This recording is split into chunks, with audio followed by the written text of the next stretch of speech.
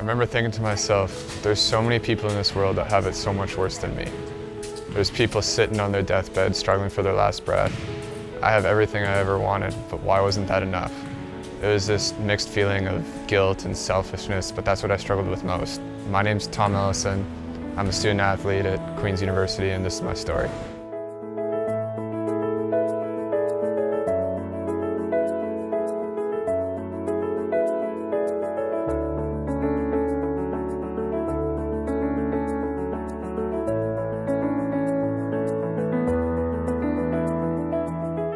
I'd say I had a pretty good childhood. I had a good group of friends, good grades, great parents that supported me in anything that I did. And when I was 15, I was on top of the world. I was coming off a provincial championship with multiple All-Star awards throughout the season. I was on the honor roll at school. But one day, everything changed.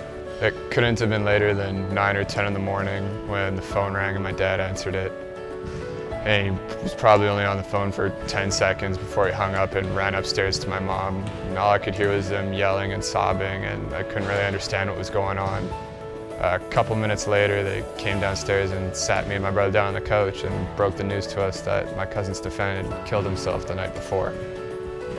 Growing up, Steph was my idol. Every kid, when they're younger, chooses a figure or an idol that they want to be like growing up. For some kids, it's Sidney Crosby or Michael Jordan, Tom Brady, that kind of thing. But for me, it was Steph. He was my hero. And when you lose your hero when you're 15, it can kind of take a pretty big toll on you. And anyone that's lost a family member can attest to that. I went into this dark, dark place. I felt trapped with no way out. Life just didn't make sense to me anymore. My grades started slipping to the point where I was failing. I was isolating myself from my friends and family. I almost quit volleyball, the one thing that actually brought joy to me. But even in that, I couldn't find happiness, and it never really changed. A couple months into grade 11, I was diagnosed with attention deficit hyperactivity disorder. And you might hear that and think, well, what does that have to do with anything? But what a lot of people don't know is that a quarter of people with ADHD are comorbid with anxiety and depression disorders. Fast forward to my senior year of high school, and still nothing really changed. I had just signed my letter of intent to play volleyball for Queens. I was on the honor roll at school, and everything was kind of being right again. But I still had this feeling of worthlessness and loneliness and sadness, but I couldn't understand where it was coming from. And I didn't really want anyone to know. Not my friends, not my family, no one. It kind of felt like I just had to be a man and deal with it myself, but that was the issue. There's this whole stigma around masculinity and that we just have to tough it out and deal with things ourselves. And in sport, you hear the terms mentally tough and playing through pain. I had this false perception that I had to suck it up and be a man and just get through each day by myself. It was in my second year of university when I was at my lowest point. I was back to my old ways, isolating myself from my teammates and my friends. My grades had slipped to the point where I was failing again. I was down to third string in the lineup, and I really just couldn't find happiness in anything. I found myself in my darkest hour in my bedroom, just with this feeling of being meaningless. I remember I had this bottle of pills in my hand, and when I looked at it, the only thing that came to my head was all of my struggles can be gone. And as soon as I took them, as soon as they were gone, I just had this instant feeling of regret. I did not want to die. I sprinted to the bathroom and threw it all up, and I probably laid down in that bathroom all night hoping that nothing would happen, that I wouldn't have to go to the hospital, that I wouldn't have to call for help, because I didn't want anyone to know. I didn't want anyone to know I was at this point of severe weakness, and it was embarrassing. I decided that night that no one had to know, but that was my biggest mistake. Fast forward 3 years later, and I find myself in the exact same position, trapped and alone. It was in January this year when we played my brother's team at Nipissing, and it was the second time that I had broken my hand that season. After the game and my trip to the hospital, the doctors informed me that I had broken my hand in 2 places and tore a ligament in my index finger. And after hearing that, it was pretty clear that I wouldn't be able to finish the season and that my volleyball career was over.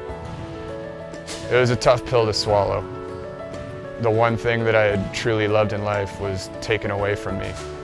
People might think, you know, life goes on, it's just a game, but it's not just a game. And you ask any athlete that, and they'll tell you the exact same thing.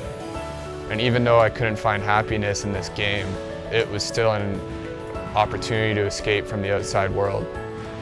Every day that I had a practice or a game was an opportunity to leave my emotions at the door and just be free. But I no longer had this opportunity. I remember I had that exact same feeling of loneliness and worthlessness, and I didn't know what to do. But this time something changed. I finally built up the courage to text one of the guys I went to high school with, and all I said was, "I need help." But those 3 words changed my life forever.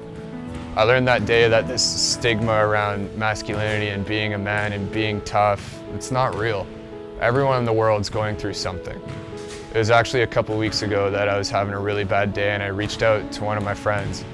And after we had talked and it was all said and done, I apologized for asking him for help. And he probably said the best thing that anyone's ever said to me. He said, "Dude, do not apologize. It's okay not to be okay, but it's not okay not to ask for help when you need it. Everyone in your life cares for you deeply and wants you here. Don't ever think that's not true." Today, things are a lot different. I still have the same symptoms I used to experience, only now I understand how to cope with them. I've built this support network through my friends and family that I'm eternally grateful for. And I even have a reminder set on my phone. And it goes off at 6 p.m. every day and tells me to think of the positive moment that happened throughout that day, because sometimes that's all you need, just one positive moment to turn your day around. It's called a mental illness because it is an illness. So why can't it be accepted like other illnesses? People die by suicide, just like they die from any other disease. 50 million people in the world are diagnosed with a mental illness, with so many others undiagnosed. It is an illness, it is real, but it can be overcome and beaten. To anyone that might be suffering, I'll leave you with this. Never silence your pain. I did. I buried mine deep inside me like so many others do for so many years, and it was not the answer. Your pain is relevant, your pain is real, and your pain matters because you do. And whatever you might feel about not being valued or being worthless, it's not the truth. I'm hoping that in sharing my story, I can shed some light on this false perception that you have to deal with everything yourself. And I might get criticized for this video. People might say I'm soft or I'm weak or make jokes behind my back, but that's okay. Because if doing this can help one person, just one, it can be life-changing for that individual, and that's enough for me.